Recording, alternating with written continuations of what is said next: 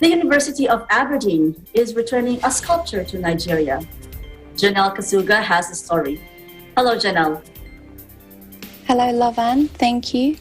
The University of Aberdeen in Scotland is to return a Benin bronze sculpture to Nigeria, saying it was acquired by British soldiers in 1897 in reprehensible circumstances. The head of museums and special collections of the University of Aberdeen had this to say. But in 1897, there was a British attack on the city of Benin, which saw the city destroyed and many people killed, the Oba sent into exile, and the treasures of the palace looted.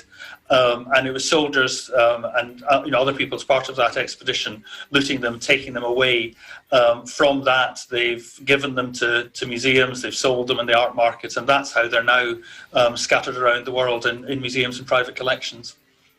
Was bought at auction, and recently we've been looking much more closely into the provenance of the collection and thinking about the morality of it, and so we've decided that this is something that, given the way in which it was acquired, it really is something that shouldn't be in the museum collection. Decision.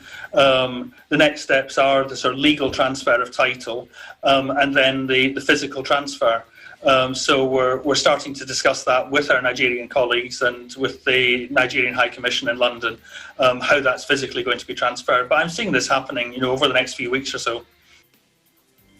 It is the first institution to agree to the full repatriation from a museum of the Benin bronze, raising pressure on other establishments, including the British Museum, to follow suit. The university acquired the bronze sculpture depicting an Oba, or king, of Benin at auction in 1957, and it is considered a classic example of Benin late period art. The university called it one of the most notorious examples of pillaging of cultural treasures associated with 19th century European colonial expansion. A panel of academic specialists and curators unanimously recommended its return to Nigeria, and the university's governing body supported the unconditional return. Nigeria's Minister of Information and Culture, Lai Mohammed, called the move a step in the right direction and urged other holders of Nigerian antiquity to emulate this.